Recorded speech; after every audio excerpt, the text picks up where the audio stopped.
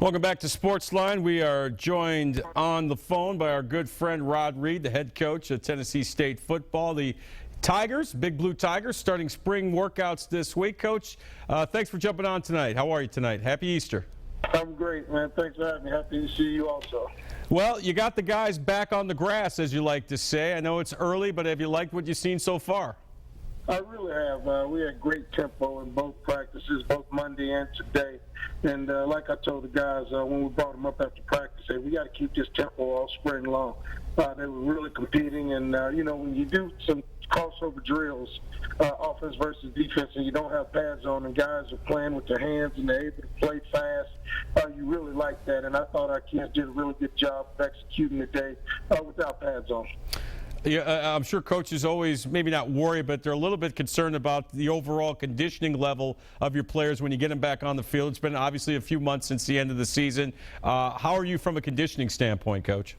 I think we're fine. Coach Chance and Coach Greenstone, our strength and conditioning coaches, they've done an excellent job taking these guys through winter conditioning and keeping them in shape and doing things that they need to do, football-specific-wise, in order to handle the grind that they're going through in spring ball. So I'm really appreciative of those two guys for doing their job from, January up until now.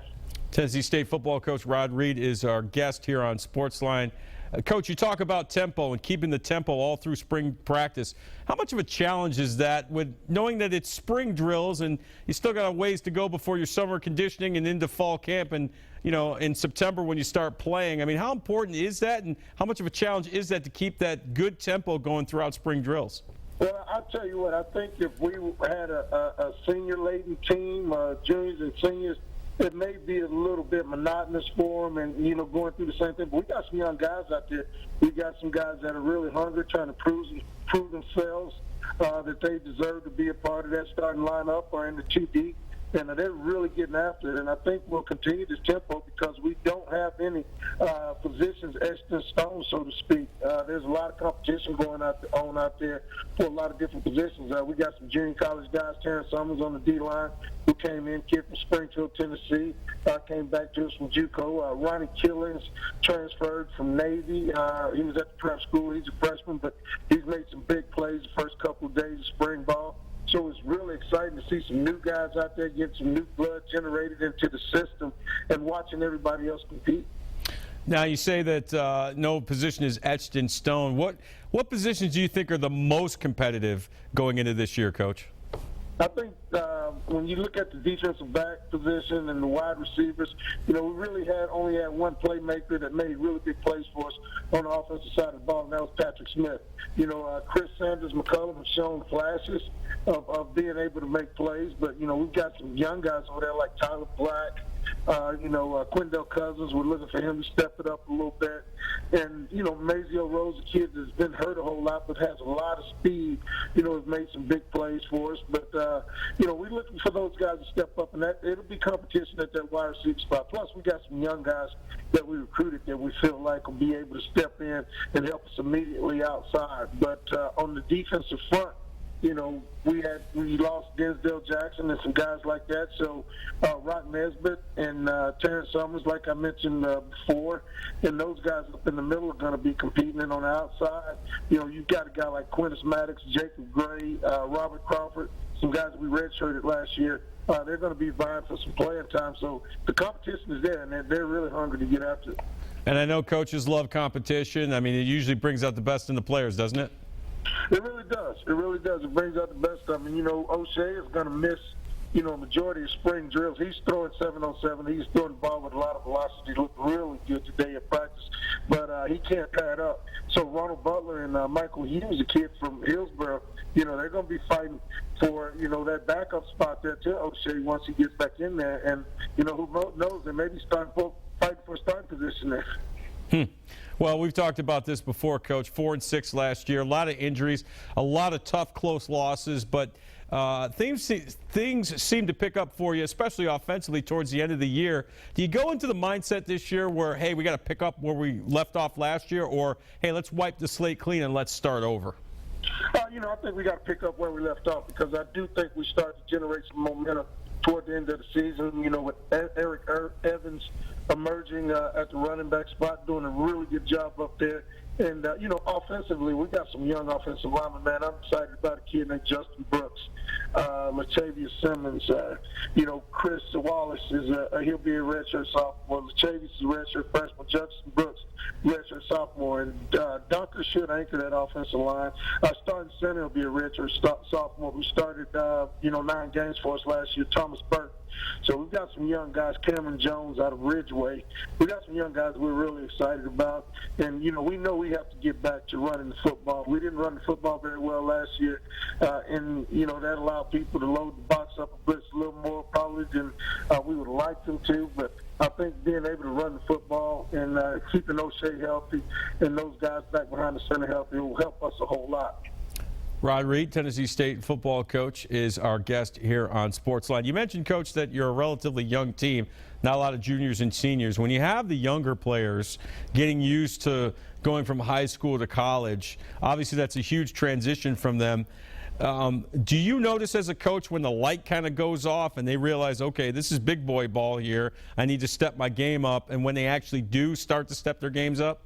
Oh, without question. I was talking to the coaches at the staff meeting today, and I said, this is no different than a kid, as a high school freshman stepping up onto the varsity, and that game is so much faster for them. They get slapped around a little bit so they can get their feet up under them. And you do start to see some of those guys, we talked about it, Justin Brooks earlier, who was a redshirt freshman. You can see his game starting to step up. I mean, him and Ebo were going at it today in practice, and, last year wouldn't even been a contest in there. I mean, there was a fight today.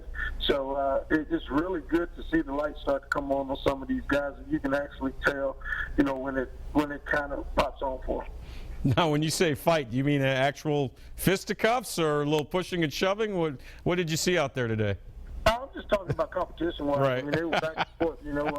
He get the best of them on one play, and it almost came to a little fisticuffs. But that's what happens when you're competing at a high level. Coach, what about for you personally? You've been at this post for a few years now. What have you learned about yourself over these last several years, coaching at Tennessee State and being the face of this program? You learn something every year. You learn more about yourself. You learn more about your kids. You learn more about your coaches. And, you got to be – I've learned that consistency has been the key. You got to be consistent with everything you do as it goes to your practice schedule, as it goes to discipline on the team, as it goes to everything that you do in your everyday preparation. You got to be consistent, and you have to send a consistent message all the time. And if I had to say anything would be the key to getting where we need to get to, it's going to have to be consistency.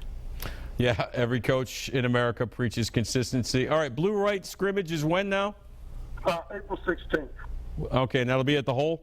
That'll be in the Hole, and it'll be at 3 o'clock. I think we're going to play the Legends game at 1 o'clock. You see a bunch of old school guys out there running around playing flag football, and we'll play the blue and white game shortly after that. All right, so are you going to be in the Legends game? You're one of the Legends now, Coach. Yeah, I'm going to be out there rooting those guys on. I can tell you that. Who knows? Well, Coach, hopefully we can get you out there, and I look forward to getting out to practice between now and the end of spring drills. Thanks so much for jumping on short notice, and good luck the rest of the way. All right, thanks, man. Thanks for having me on. Absolutely. The great Rod Reed, head coach at Tennessee State football. Again, 4-6 last year, looking to improve upon things this year, getting a fresh start at spring drills. And, for every team in college football, again, you heard Coach say that, the juniors and seniors probably see it as a little bit monotonous, but it's really, really beneficial, obviously, for the younger players, the redshirt freshmen, the true freshmen, the sophomores, getting back into football activities again and getting a chance to, as Coach said, pick up where they left off towards the end of last year. Again, a 4-6 record for the Tigers. A lot of tough injuries, a lot of close games that they lost, a couple of overtime losses for them. So they will certainly look to improve upon things as it goes along. Of course, spring drills continuing for Vanderbilt. Actually, they conclude Friday night, 6 o'clock in the black and gold spring game, spring scrimmage. Over on West End, so we look forward to that. That should be a lot of fun. Tennessee still a couple of weeks away from their orange and white scrimmage. So spring football really getting going around parts of the SEC and beyond, and we know that's a big deal for a lot of fans around this area. So a good time, a lot of good stuff going on. Baseball season right around the corner. Spring football going on.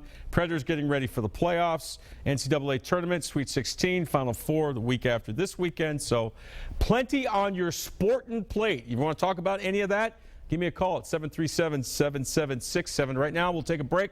We'll come back. We'll talk more sports and get your phone calls. This is SportsLine on News Channel 5+.